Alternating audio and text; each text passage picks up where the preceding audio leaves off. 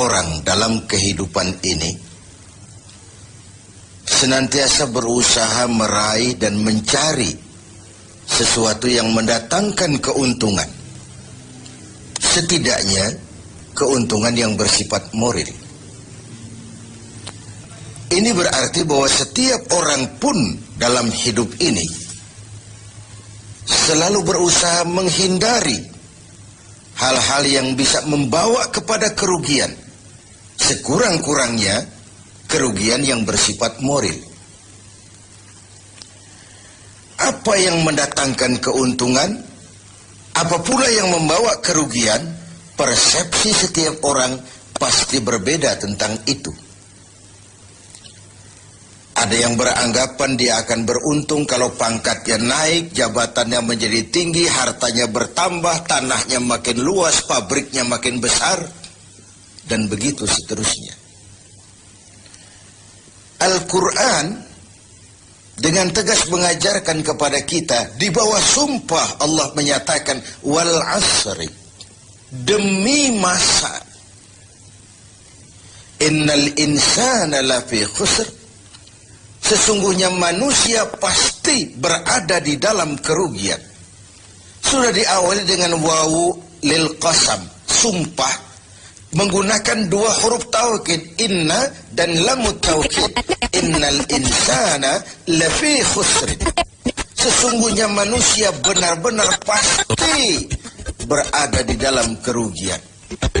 Tanahnya luaskah, pabriknya banyakkah, hartanya berlimpahkah, jabatannya makin tinggikah, pasti di dalam kerugian. Ini sesuatu yang kita semua tidak menginginkan. Dan Allah lalu memberikan jalan keluar agar tidak menderita kerugian itu. Bagaimana caranya? Ada istisna, illa, kecuali orang-orang yang tidak akan merugi itu, pertama, illalladzina amanu, orang yang dalam hidup ini punya iman. Jadi alangkah indahnya jabatan itu kalau jatuh di tangan orang beriman. Alangkah baiknya harta itu kalau dipegang tangan orang yang beriman.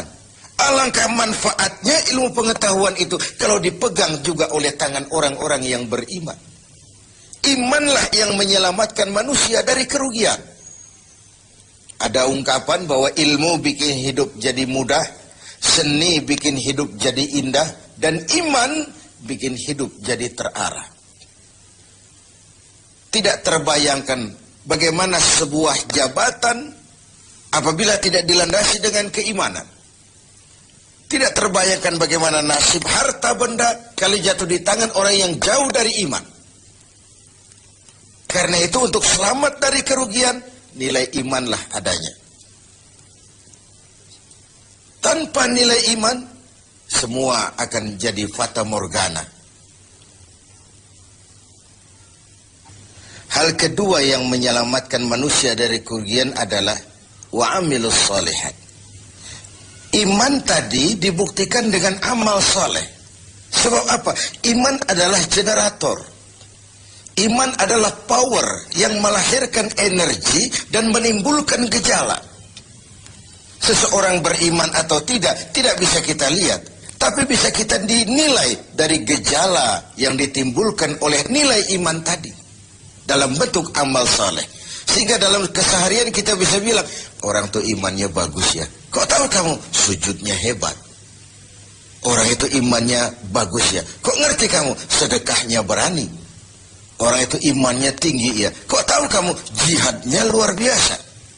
Iman sesuatu yang abstrak, tetapi dia menimbulkan gejala, dan gejalanya tidak lain adalah amal yang saleh. Kalau sebuah power generator tidak menimbulkan gejala, tentu terjadi something wrong. Ada yang salah, bisa korsleting, bisa kebakaran, bisa tidak nyambungnya arus pendek dan arus panjang, tidak bertemunya negatif dan positif, dan begitu seterusnya. Begitulah kalau iman tidak menimbulkan refleksi berupa amal yang soleh, ada sesuatu yang harus diservis, ada sesuatu yang harus diperbaiki. Maka dalam berbagai ayat di dalam Al-Quran, amanu tidak terpisahkan dengan wa amilus sholihat. Iman, amal soleh. Iman, amal soleh. Sebagai pertanda, dua hal itu memang tidak bisa terpisah satu dengan yang lain. Tidak bisa secara tenang-tenang orang berkata, saya biar pelit iman saya kuat loh. Saya biar tidak sholat iman saya mantap mas. Saya biar tidak pernah jihad tapi iman saya luar biasa. Tidak mungkin logika seperti itu. Setiap amanu melahirkan gejala yang disebut amal saleh. Ini hal yang ketiga. Yang keempat, setelah iman dan amal saleh, tawasaw bil haq, saling menasihati dalam kebenaran, bukan dalam kebatilan, bukan dalam kemunkaran. Setiap kita berkewajiban menegakkan yang ma'ruf, mencegah yang munkar sesuai dengan bidang dan kemampuan kita masing-masing. Orang yang selamat dari kerugian selalu menasihati dalam kebenaran, betapapun resikonya, betapapun kondisi masyarakatnya. Tegar, dan ini pernah diingatkan oleh Rasul, akan selalu ada di tengah umatku sekelompok orang yang tegak menyatakan kebenaran. Dia tidak takut resiko yang tumbuh karenanya. Sebagai yang diungkapkan oleh Napoleon, kalau ada 1000 penegak kebenaran, saya satu di antara yang 1000 itu. Kalau ada 100 orang yang menegakkan kebenaran, saya juga satu dari yang 100 itu. Kalau ada 10 orang yang menegakkan kebenaran, saya pun satu dari yang 10 itu. Kalau hanya 1 orang yang berjuang menegakkan kebenaran, sayalah yang satu itu. Walaupun besok langit akan runtuh, bumi akan bergulung, kebenaran tetaplah kebenaran. Orang yang tegar menghadapi kebenaran makin langka. Orang yang tidak larut di dalam memperjuangkan kebenaran semakin sedikit jumlahnya. Tapi kalau kebenaran tidak ditegakkan, keadilan tidak dinyatakan, maka kebatilanlah yang akan berkuasa. Sungguh pun demikian. Yang keempat, Allah menutup ayat ini, wa tawasaw bis sabr. Nasihat menasihati dalam kebenaran dan nasihat menasihati dengan cara yang sabar. Kalau kebenaran sebuah prinsip, maka kesabaran adalah sebuah strategi. Jika kita benar, kita harus sabar. Kalau kita sabar, harus karena benar. Kebenaran tanpa kesabaran membuat kita mudah dipatahkan orang.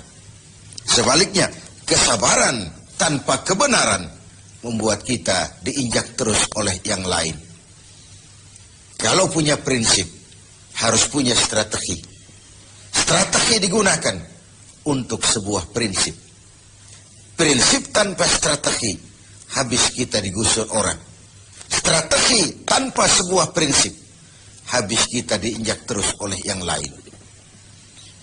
Inilah Ramadan, di mana kita berusaha meraih keuntungan yang sebesar-besarnya. Setidaknya keuntungan yang bersifat moral, dengan melakukan pendekatan-pendekatan yang intensif kepada Allah, dengan memupuk keimanan, memperbanyak amal saleh, nasihat menasihati di dalam kebenaran, dan menasihati dengan cara yang sabar, sehingga terhindarlah kita dari kerugian.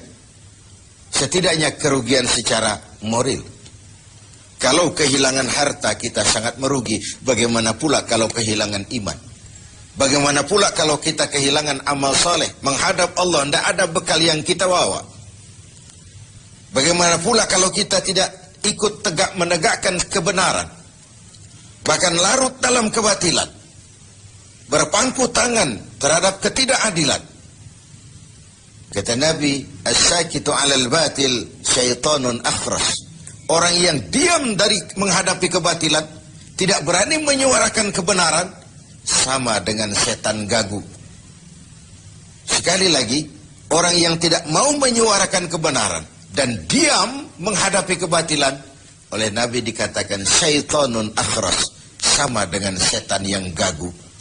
Berlindung kita kepada Allah, jangan masuk dalam kelompok yang seperti itu. Dari ayat surah yang pendek ini, kita ambil beberapa catatan. Pertama, intan paling mahal, mutiara paling berharga dalam hidup ini tidak lain adalah nilai-nilai iman. Biarkan zaman berubah, akidah jangan sampai goyah. Silahkan masa berganti, keyakinan jangan jadi mati.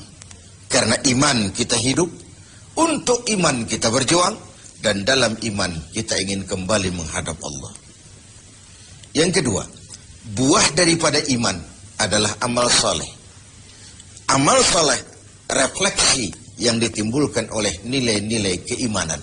Bahkan diketahui iman seseorang dari amal saleh yang dikerjakannya. Yang satu merupakan fondasi, yang lain merupakan hasil buah dari fondasi yang kokoh itu tadi. Dalam Al-Quran Allah menjelaskan, "Huwallazi khalaqal mauta wal hayata liyabluwakum ayyukum ahsanu amala." Dialah Allah yang telah menciptakan hidup, yang telah menciptakan mati bagi kamu sebagai ujian, siapa di antara kamu yang paling banyak amal salehnya. Ada hidup dan mati sebagai batu ujian untuk mengetahui siapa yang terbanyak amal salehnya. Kemudian yang ketiga, kita harus tetap tegak melaksanakan kebenaran, tapi dengan cara yang sabar, dengan tetap menggunakan strategi. Haqqun bila nizamin yaghlibuhul batilu binizamin. Kebenaran tanpa strategi bisa dikalahkan oleh kebatilan yang memakai strategi. Kebenaran yang tidak terorganisir akan bisa dilumpuhkan oleh kebatilan yang terorganisir. Maka diperlukanlah semangat kebersamaan untuk menegakkan yang ma'ruf dan mencegah yang munkar bagi kemaslahatan kita sebagai umat dan juga sebagai